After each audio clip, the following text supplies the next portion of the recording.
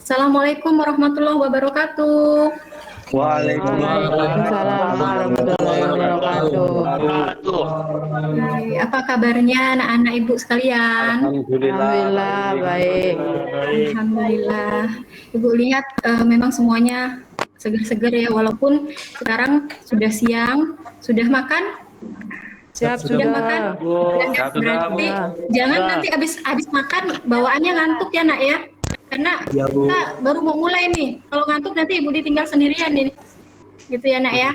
Oke, alhamdulillah kita semua dalam keadaan sehat walafiat, dan pada siang hari ini kita bisa berkumpul walaupun hanya lewat temu tatap maya, yaitu dalam kegiatan pembelajaran pada hari ini, yaitu mapel kualitas air normal.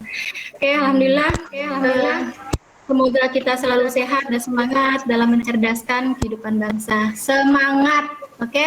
Semangat ya nak ya? Oke, semangat. Sebelum kita lanjutkan ini, alangkah baiknya kita memulainya dengan berdoa dulu ya. Seperti biasa, Ibu minta tolong kepada ketua kelas untuk menyiapkan kelasnya, kemudian diawali dengan berdoa bersama. Silakan ketua kelas.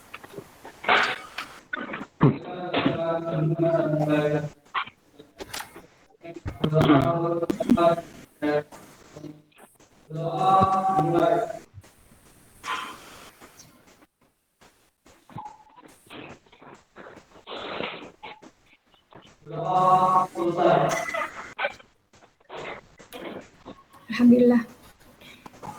Oke.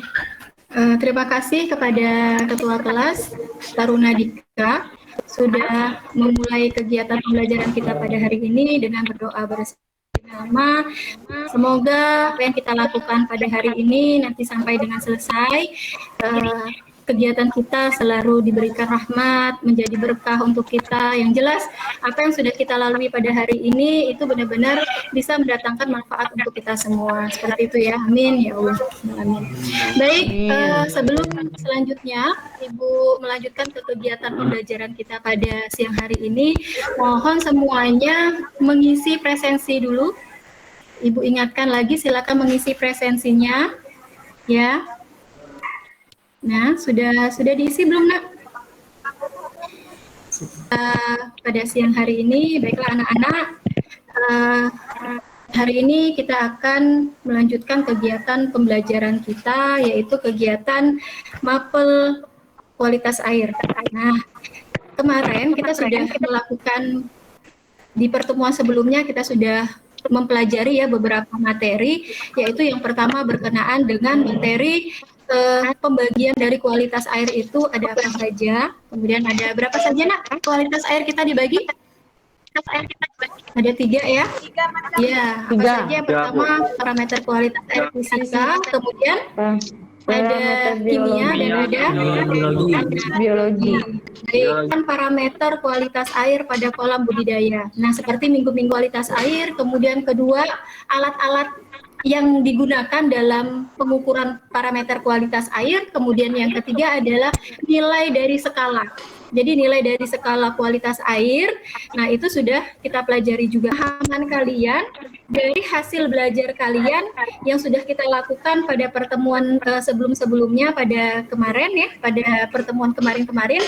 Nah, kita akan mencoba bagaimana menerapkan teknologi perikanan terutama dalam pengelolaan parameter kualitas air itu sendiri, yaitu pada kegiatan budidaya kita ya. Dari permasalahan yang kita hadapi sehari-hari, pasti kita semua sering mengalami permasalahan ya, apalagi itu berkenaan dengan teknologi. Sekarang sudah zamannya teknologi 4.0, semuanya sudah canggih seperti itu ya. Nah, nanti Ibu akan memberikan stimulus ya berupa air pada kolam budidaya, yaitu kompetensi yang akan kita pelajari ada pada kompetensi 3.5 dan 4.5, di mana pada kompetensi dasar 3.5 itu kita akan membahas tentang menganalisis pengelolaan kualitas air pada kolam budidaya.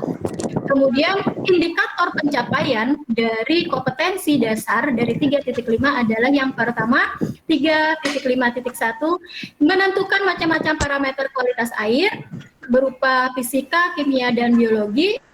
Nah, kemudian yang 3.5.2, IPK-nya adalah merinci faktor yang mempengaruhi kondisi parameter kualitas air dalam kolam budidaya. Kemudian yang indikator ke 3.5.3 mengukur parameter kualitas air pada kolam budidaya. Kemudian yang keempat adalah 3.5.4 membandingkan kesesuaian parameter kualitas air dengan standar kualitas air yang dipersyaratkan. Nah, selanjutnya untuk kompetensi dasar di 4.5 ini berkenaan dengan keterampilan. Nah, kita akan membahas tentang mengelola parameter kualitas air untuk budidaya. Penugasan, yaitu penugasan tentang alat peraga, alat yang dipakai untuk mengukur parameter kualitas air, dan satu lagi penugasan tentang studi literatur yang sudah Ibu bagikan linknya. Silakan kalian menganalisis. Nah, pada hari ini, apakah kalian sudah menyiapkan penugasan-penugasan tersebut? Sudah? Siap, sudah Bu. Siap, sudah. Mana Ibu lihat dulu? Mana dulu? Silakan ditampilkan dulu, Nak. Oke. Nah, Susana itu tentang apa, Susana? Tentang kertas lakmus, Bu. Kalau ini siapa namanya? Fatur? Termometer air raksa, Bu. Tentang termometer air raksa. Kalau bintang tentang apa, Nak? Refraktometer, Bu. Yang selanjutnya, yang lainnya? Salinometer. Baik. Baik, Ibu kasih kesempatan dulu untuk mereview ya tentang penugasan yang pertama tentang alat peraga. Silakan. Siapa dulu yang akan mencoba? Fatur. Oke, Fatur, silakan Fatur. Termometer air raksa. Alat untuk mengukur parameter suhu pada media pemeliharaan. Ya. Cara kerjanya, bagian bawah dari termometer dimasukkan ke dalam air. Tunggu beberapa saat kemudian, perhatikan garis merah yang di bagian batang termometer tersebut berhenti dan menunjukkan skala pengukuran. Skala pengukurannya yang ditunjukkan tersebut adalah nilai dari besaran suhu dari media atau air yang diukur.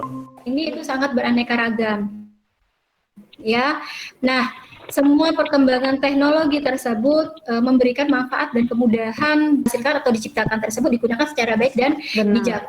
Mulai dari teknologi yang berkembang tadi yang sudah kita rasakan, kemudahan kita untuk berpergian, ya, yaitu teknologi transportasi. Kemudian ada juga teknologi kesehatan. Kemudian ada juga teknologi komunikasi seperti yang kita lakukan pada hari ini, ya. Nah, kita bisa bertemu walaupun di di lokasi yang berbeda, tetapi bisa bertemu dengan fasilitas daring tadi atau Google Meet tadi. Nah, kemudian teknologi yang di bidang pertanian atau perikanan. Yang kesemuanya ini bisa membantu dan memecahkan masalah dan kendala yang terjadi. Nah, Allah Subhanahu wa taala itu telah memberikan anugerah ya kita sebagai manusia itu berupa anugerah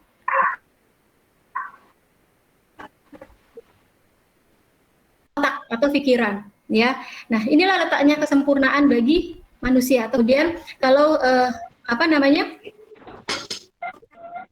mendapat pengetahuan yang baik, nah itu akan menciptakan inovasi-inovasi yang sangat berguna, khususnya yang sangat membantu untuk menyelesaikan pada masalah yang kita hadapi di kehidupan sehari-hari. Nah, pada kesempatan sekarang, selanjutnya di kegiatan inti, nah ini adalah kegiatan organisasian. Jadi Ibu akan menampilkan sebuah masalah, ya, silakan kalian menganalisis. Jadi kegiatan ini permasalahan ini yang setelah ini merupakan penerapan dari pengelolaan kualitas air pada kolam budidaya. Seperti yang tadi yang kalian sebutkan, ada yang penambahan aerasi, penggunaan apa lagi tadi, atau dengan teknologi RAS, ya, aquaculture. Kemudian ada lagi mungkin banyak ya teknologinya. Silakan kalian membuat analisis sendiri tentang kondisi ikannya tadi yang dalam keadaan kemudian tadi kira-kira teknologi apa yang bisa kalian lakukan. Nah, Nah, silakan untuk kegiatan ini kalian bisa melihat di LKPD ya, yang sudah kalian print tadi. Nah, itu untuk panduan kalian mengerjakan kegiatan kita selanjutnya. Nah, dalam waktu 20 menit apakah bisa selesai? Bisa, Bu. Saya. Bisa, Bu. Nah, nanti diskusinya kita akan lanjutkan di. Nah, untuk materinya Ibu sudah share ya, Nak ya? Ini untuk modulnya ada di sini. Ini LKPD. Kemudian bahan presentasinya juga sudah ada di sini. Nah, baik. Silakan diskusi, kita lanjutkan di WA Group saja, Nak.